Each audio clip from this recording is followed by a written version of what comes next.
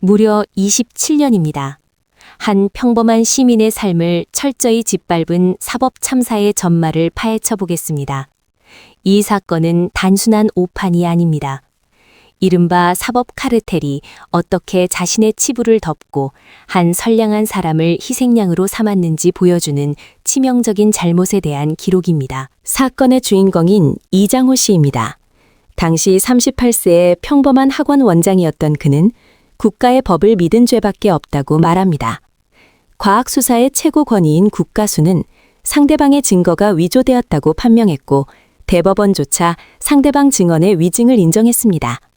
과학적 진실과 법적 진실 모두가 그의 결백을 가리키고 있었습니다. 하지만 사법부의 최종 결론은 무엇이었을까요?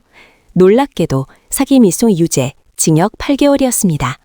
어떻게 이런 일이 가능했을지 그 첫 번째 치부로 넘어가 보겠습니다. 사법 카르텔의 첫 번째 치부는 바로 유령 판결입니다. 1999년 이장호 씨는 채권 압류 및 전부 명령을 신청했고 그해 11월 법원의 확정으로 사건은 법적으로 완전 종료되었습니다. 한마디로 이미 끝난 경기였습니다. 그런데 6개월 뒤인 2000년 5월 대전지법의 한 판사가 강제 집행을 불허한다는 판결을 내립니다. 재판 대상 자체가 존재하지 않는 사건을 판결해버린 이른바 부존재 판결을 내린 것입니다. 있어서는 안 될 이 치명적인 오류가 27년 비극의 씨앗이 되었습니다. 도대체 법원은 왜 이런 판결을 한 것일까요? 두 번째 치부는 서류조차 제대로 읽지 않은 8명의 법관들입니다. 1심 판사 1명, 2심 판사 3명, 그리고 대법관 4명까지.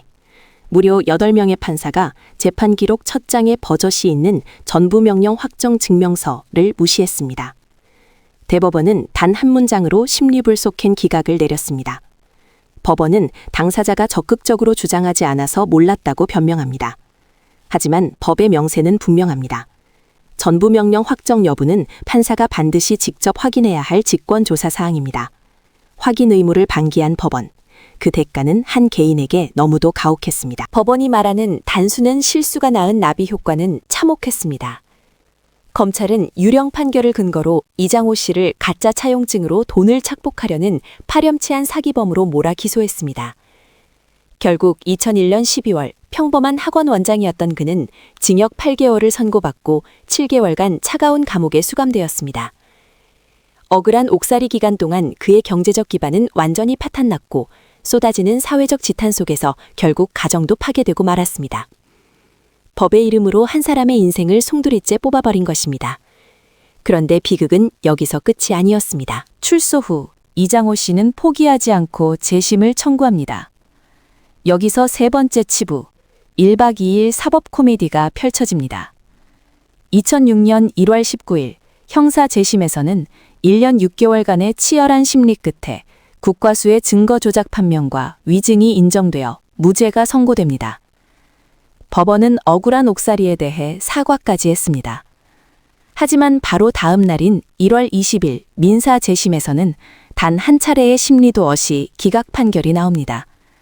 위증은 인정되나 상대방 주장에 신빙성이 있다는 기괴한 논리였습니다. 한 지붕 아래서 벌어진 명백한 자아 분열이었습니다. 대법원은 과연 이 모순을 어떻게 수습했을까요? 참혹하게도 대법원은 진실이 아닌 결론 뒤집기를 선택합니다. 2006년 10월 일반 재판부가 아닌 극히 이례적인 특별 별동대, 즉 임시 1부에 이 사건이 배당됩니다. 당시 주심은 훗날 사법농단 의혹의 중심 인물이 되는 양승태 대법관이었습니다. 대법원은 심리조차 없었던 민사 패소 판결을 근거로 1년 6개월간 치열하게 심리에 얻어낸 형사 무죄 판결을 유죄 취지로 파기환송합니다.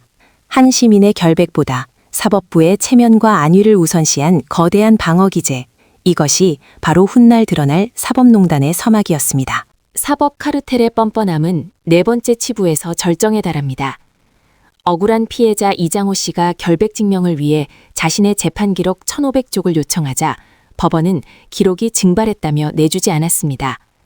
반면 가해자인 전직 부장판사 출신 변호사가 이장호 씨를 고소하기 위해 피해자의 개인정보 100쪽을 요청하자 즉각 통째로 복사해 상납했습니다.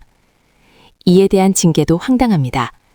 증거를 없앤 관련자는 가벼운 주의 조치에 그쳤고 정보를 불법 유출한 사무관은 고작 정직 1개월의 솜방망이 처벌을 받았습니다.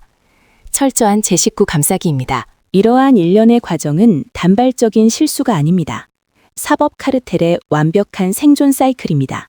기초적인 서류 확인조차 안 하는 오만과 태만으로 유령 판결을 내리고 문제가 생기면 당사자 탓이라며 책임을 전가합니다. 과거의 오판이 드러날 위기에 처하면 무죄 판결을 뒤집고 기록을 은폐하며 조직을 보위합니다. 나아가 조직을 비판하는 시민을 억압하기 위해 전직 법관과 연대하여 내부 정보를 불법 제공합니다. 이 모든 톱니바퀴를 움직이는 핵심 동력은 단 하나입니다. 진실이 밝혀지는 것보다 법원의 무결성이 깨지는 것을 더 두려워하는 그들의 일그러진 방어 본능입니다. 무려 27년입니다. 한 시민이 국가의 오판과 홀로 싸우며 잃어버린 시간입니다. 파괴된 가정, 그리고 평생을 짊어져야 할 전과자라는 낙인. 그러나 사법부가 이 총체적 부실과 오심에 대해 공식적으로 잘못을 인정하고 책임진 횟수는 단 한 번도 없었습니다. 심판받지 않는 심판자들, 법원의 판결은 오직 법리와 양심의 결과물이어야 합니다. 사법부의 체면을 지키기 위한 방어막으로 전락할 때 법정은 더 이상 정의를 집행하는 곳이 아닙니다. 진실은 아직 덮여 있습니다. 그리고 우리는 끝까지 지켜보고 물을 것입니다. 사법정의가 이 땅에 온전하게 정착되는 날까지.